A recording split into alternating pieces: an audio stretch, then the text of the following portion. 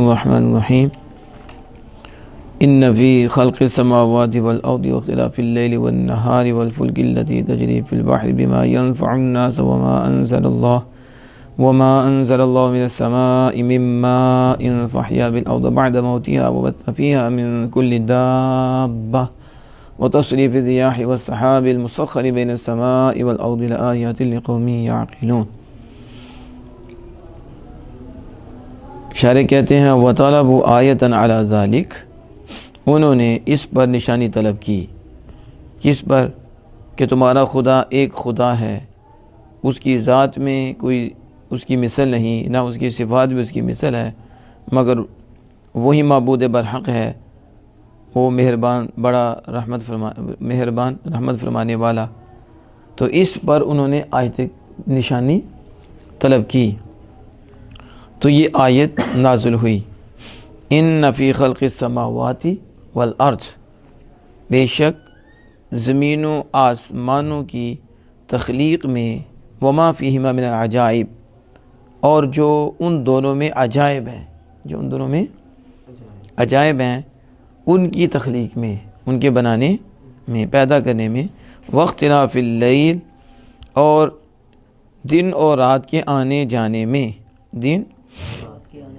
آنے جانے میں یعنی بالذہاب والمجیء والزیادۃ والنقصان، آنے جانے اور وقتوں کے کم اور زیادہ ہونے میں، والفلک التی، والفلک السفنی، یعنی ان کشتیوں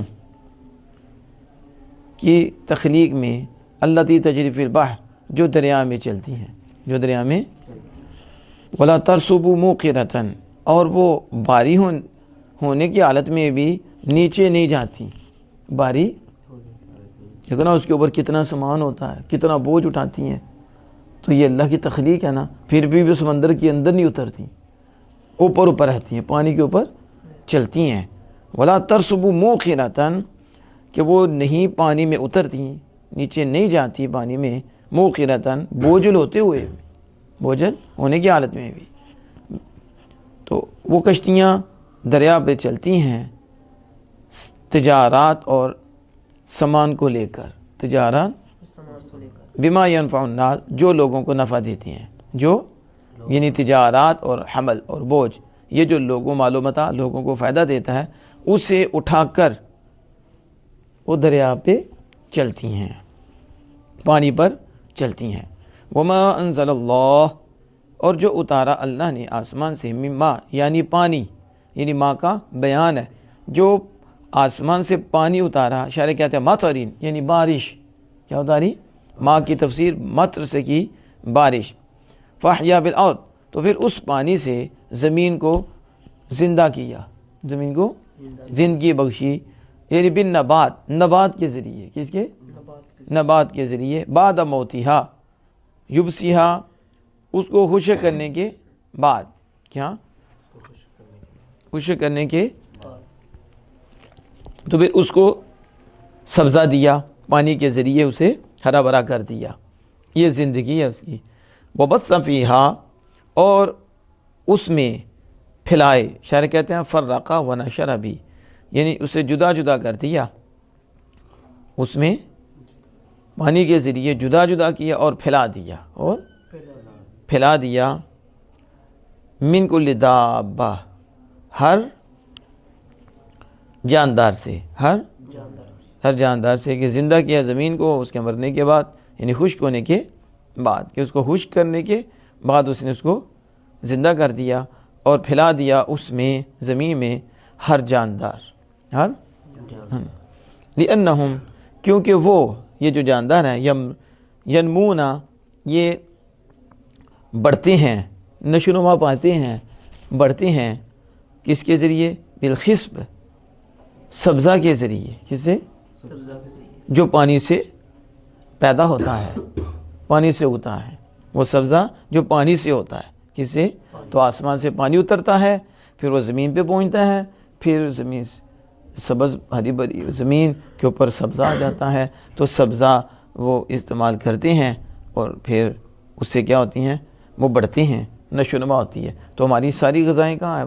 زمین سے ہی ہیں، ٹھیک ہے، اور زمین کو پانی ملتا ہے، پھر یہ خشک زمین جو خشکی ہوتی ہے، خشک وہ ہری ادھر ہو جاتا ہے پانی، اور پھر اسے پودے چڑھتے ہیں، پھر اسے سبزہ ہو جاتا ہے، اس سے پھر جاندار بڑھتی ہیں اور نشوونما پاتی ہیں۔ وتصریف الریاح، اور ہواؤں کے پھیرنے میں، اور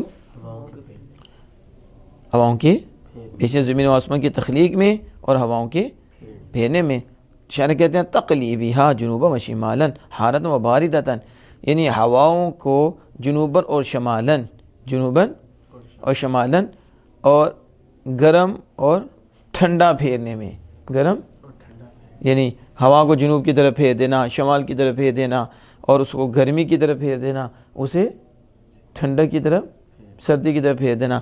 ہوا خود تو گرم سرد تو نہیں نا، کبھی اسے گرم کر دیا جاتا ہے، کبھی اسے سرد۔ آپ دیکھو سردی ہے تو اس میں ہوا سرد ہے، گرمی ہے تو ہوا گرم ہے، ٹھیک ہے؟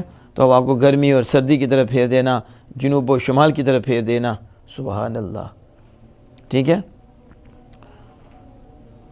پھیرنے میں، والسحاب المسخری، اور بادلوں میں، سحاب الغیمی، بادلوں میں، المسخری، جو تابع کیے ہوئے ہیں اللہ کے حکم کے، جو اللہ کے حکم کے تابع ہیں، المذللی بامر اللہ یسر الی حیث شاء اللہ، جو اللہ کے حکم پر جھکے ہوئے ہیں، اللہ کے حکم پر جھکائے ہوئے ہیں، وہ جہاں اللہ چاہتا ہے اسی طرف چل پڑتی ہیں، جہاں اللہ چاہتا ہے تو یہ اللہ کے حکم کے تابع ہیں، جدھر اللہ چاہتا ہے ادھر ہی یہ چل پڑتے ہیں۔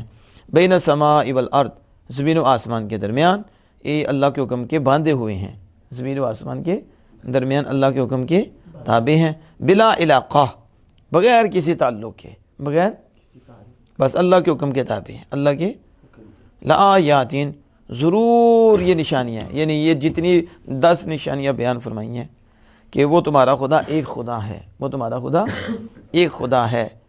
تو اب عقلی دلیل ہے، کیا ہے؟ کہ تم غور و فکر کرو، جو انکار کرتے ہیں نعوذ باللہ من ذالک اللہ جل وعلا کی ذات پاک کا، تو پھر ان کے لیے کہ براہین اور عقلی دلائل دیے، کون سے؟ قطعی اور یقینی باتوں کے بعد بھی وہ انکار کر دیتے ہیں۔ اگر تم غور و فکر کر لو، تم غور و فکر کر لو، زمین کی تخلیق میں کر لو، کیسے زمین کی تخلیق ہے، آسمان کی تخلیق کیسی ہے، ان کی عجائبات ہیں، ان میں غور و فکر کرو۔ اور اللہ عز و جل کا دن اور رات کو بدلنا، دیکھو دن میں رات کو اور رات کو دن میں چھپا دیتا ہے، تو دن رات پہ غالب آتی ہے تو دن ہو جاتا ہے، اور رات دن پہ غالب ہوتی ہے تو رات آ جاتی ہے، اور پھر وقتوں کا کم اور زیادہ کرنا، کمی۔ اور دیکھو کشتیاں اتنی بھاری ہوتی ہیں، اتنا سامان ہوتا ہے، اور پانی کے اوپر ہوتی ہیں، پانی کے اندر نہیں جاتی، تو یہ کس کی تخلیق ہے؟ وہ بوجھ اٹھا کے چلتی ہے، اور پھر وہ مردہ زمین کو زندہ کر دیتا ہے، آسمان سے پانی نازل فرماتا ہے، اس کو زندگی دے دیتا ہے، اور پھر وہ ہر جاندار کو زمین میں پھیلاتا ہے اس پانی کے ذریعے، پھر وہ سبزہ اگتا ہے، زمین ہری بھری ہو جاتی ہے، وہ کھاتے ہیں، وہ بڑھتے ہیں۔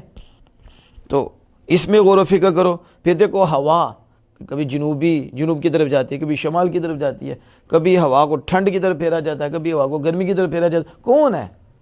غور کرو نا، یہ جو اس کی کاریگری ہیں۔ اور بادل کو دیکھو کہ زمین و آسمان میں اللہ کے حکم کے تابع ہے، جدھر اللہ کو حکم ہوتا ہے ادھر ہی چلے جاتے ہیں، ادھر ہی۔ تو یہ ضرور عقل والوں کے لیے کیا ہیں؟ نشانیاں، غور و فکر کرنے والوں کے لیے نشانیاں ہیں۔ تو اب یہ جو غور و فکر کرنے والوں کے لیے نشانیاں، لیکن وہ جو ظالم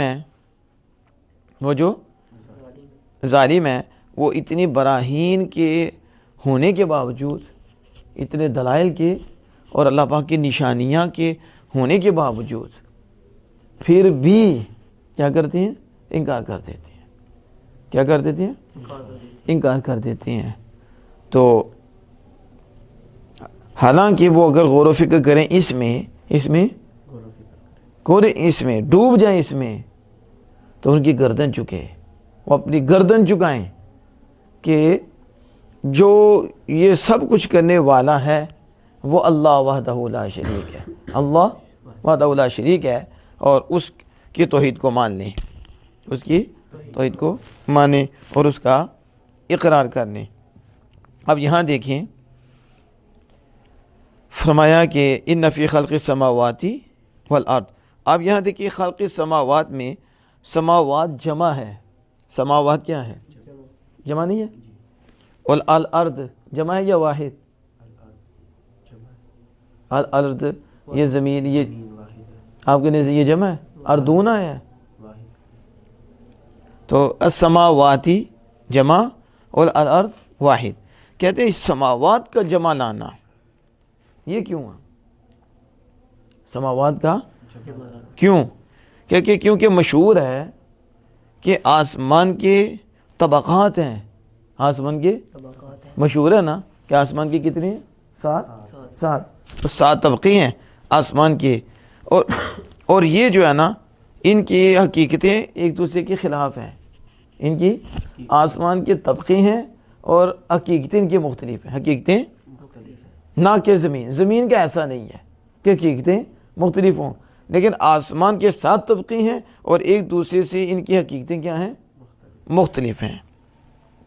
کیوں زمین کی کیوں نہیں؟ کہتے لئے الارض، اس لیے کہ زمین تبصر واحدتاً، زمین کو دیکھا جاتا ہے واحد، زمین کو واحد ہی دیکھا جاتا ہے۔ کیا دیکھا جاتا ہے؟ اور وہ زمین اوپر ہے، وہی الارض فوق، وہی زمین اوپر ہے فقط، کیا ہے؟ فقط، نہ کہ اس کے علاوہ، بخلاف السماوات، برخلاف آسمانوں کے، برخلاف ان کی حقیقتیں مختلف ہیں، انہیں ایک نہیں دیکھا جاتا، ٹھیک ہے؟ تو اس لیے یہاں سما نہیں ذکر کیا بلکہ سماوات ذکر کیا۔ پھر شارح نے یہ جو تجری فی البحر کے آگے ولا ترسبوا موقنۃ کی عبارت ذکر کی ہے، یہ کیوں کی ہے؟ کہتے ہیں ولا ترسبوا، یہ جو لفظ ہے بضمی، یہ ضمہ کے ساتھ ہے، کس کے؟ سین کے عین کے ضمہ کے ساتھ، ترسبوا، یہ معنی اس کا یہ بما لا تنحبطوا الی اسفل حال کونیہ موقنۃ بالقاف ای مثقلۃ بالمتاع مع ان الثقل یقتضی الرسوب ای نزول الی اسفل۔ کہتے ہیں کہ کیا مطلب ہے اس کا؟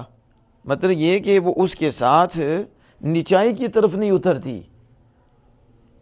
نچائی کی طرف اور سمندر کے اندر نہیں اترتی، نیچے پانی کے اندر نہیں جاتی، باوجود اس کے کہ سامان کے ذریعے وہ بھاری ہو جاتی ہے، سامان کے ذریعے، اور اس کی حالت یہ ہے کہ اتنا سامان ہوتا ہے اور اتنے سامان کے ساتھ وہ بھاری ہو جاتی ہے، اور عقل تو یہ کہتی ہے کہ بھاری ہو تو اندر جائے، کیا ہو؟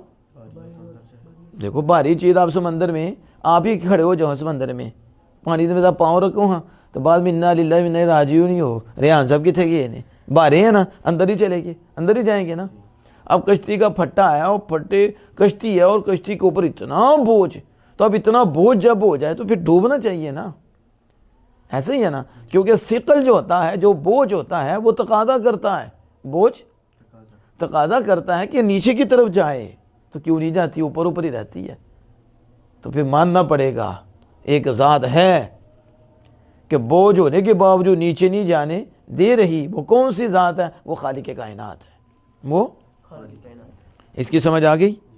اب آگے دیکھیں، فرمایا منت تجاراتی والحملی، منت یعنی جو وہ کشتیاں وہ لے کر جاتی ہیں جو لوگوں کو نفع دے، اسے لے کر چلتی ہیں، اسے لے کر تو کہتے ہیں جو لوگوں کو نفع دے وہ کیا ہے؟ وہ تجارات ہیں اور حمل ہے، اور کیا ہے؟ سامان، بوجھ اٹھانا، سامان اٹھانا، مال و متاع، تجارات، یہ ہیں۔ شاعر کہتے ہیں، اور کہتے ہیں کہ حاشیے میں تجارت اشارہ ہے اس طرف، تجارت سے اشارہ، اس اشارے نے اس طرف اشارہ کیا کہ یہ ما موصولہ ہے، یعنی بما میں جو ما ہے یہ ما موصولہ ہے، اور با للملابسہ تھی، اور یہاں جو با یہ با یہ ملابست کے لیے ہے، یعنی اس کے ساتھ ملا دیا، تو یعنی کشتیاں چلتی ہیں اس کے ساتھ، اسے لے کر اس کے ساتھ چلتی ہیں جو لوگوں کو نفع دیں، لوگوں کو، اور بعد نے کہا یہ ما مصدریہ ہے، ما یعنی لوگوں کو نفع دینے کے لیے کشتیاں چلتی ہیں، لوگوں کو، تو پھر ہوگا یہ ینفعو مصدر کے معنی میں ہو جائے گا، متابیل مصدر ہو جائے گا، لوگوں کو نفع دینے کے لیے کشتیاں چلتی ہیں، یا کہتے ہیں نبی فائدہ نہیں دیتے، ولی فائدہ نہیں دیتے، تو یہاں اللہ پاک فرما رہا ہے کہ یہ جو سامان ہے، ٹھیک ہے، یہ لوگوں کو نفع دیتا ہے، یہ لوگوں کو تو کیا یہ نعوذ باللہ شرک ہو جائے گا کہ کوئی کسی کو فائدہ نہیں دیتا؟ عجیب بات ہے۔ خیر الناس من ينفع الناس، بہترین شخص ہے جو لوگوں کو فائدہ دے، تو لوگ ایک دوسرے کو فائدہ دیتے ہیں۔ تو کہیں نبی دیتے ہیں تو کہیں نبی کچھ نہیں کر سکتے، ولی کچھ نہیں کر سکتے۔ تو ہم نے کہا کون سا دین پڑھا تم نے؟ تم کر سکتے ہو، تم فائدہ دے سکتے ہو۔ اور اللہ کے محبوب فرماتے ہیں کہ بہترین شخص جو لوگوں کو فائدہ دے، اور یہاں اللہ پاک فرماتا ہے کہ کشتی لے کر جاتی ہے بوجھ، اور وہ لے کے جاتی ہے جو لوگوں کو نفع دے، تو لوگوں کو وہ مال و متاع جو لوگوں کو نفع دیتا ہے، تو لوگ مال و متاع بھی لوگوں کو نفع دیتا ہے، حقیقت میں اللہ دیتا ہے، حقیقت میں اللہ دیتا ہے۔ تو اللہ ہی نفع دینے والا ہے، لیکن اس نے ذرائع اور وسائل بنائے ہیں۔ جیسے اس نے ہمیں ایک دوسرے کا وسیلہ و ذریعہ بنایا ہے، اس طرح سامان نفع دینے کے لیے، نقصان دینے کے لیے اس کے بھی ان کو وسیلہ و ذریعہ بنایا ہے۔ حقیقت میں نفع بھی وہی پیدا کرنے والا ہے اور نقصان بھی وہی پیدا کرنے والا ہے، آگے پہنچانے کے اس نے ذرائع رکھے ہیں۔ تو انبیاء اولیاء کے ذریعے بھی اللہ پاک ہی فائدہ دیتا ہے اور ذریعہ اور وسیلہ ان کو بنا دیتا ہے۔ سمجھ آ گئی اس کی؟ تو من التجارات، وہ کشتیاں اسے لے کر چلتی ہیں جو لوگوں کو نفع دے، یعنی تجارات اور بوجھ اور سامان۔ واللہ تعالی عالم بالصواب۔